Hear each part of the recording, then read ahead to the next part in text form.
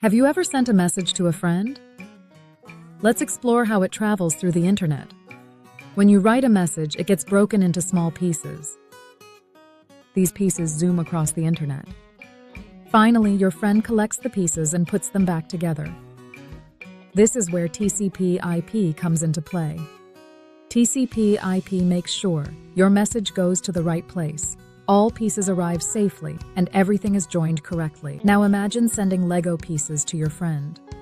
You send all the parts, your friend receives them, then rebuilds the full toy. That's exactly how TCP/IP works with your message.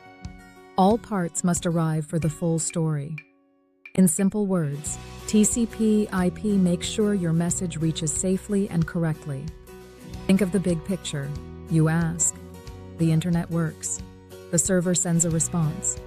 You see it on your screen. For an easy memory trick, remember this. Network represents friends talking. Internet means asking and getting. Website is like visiting a place. OSI represents steps in communication. TCP/IP ensures safe delivery. If this made sense, follow for more. I'll simplify networking step by step.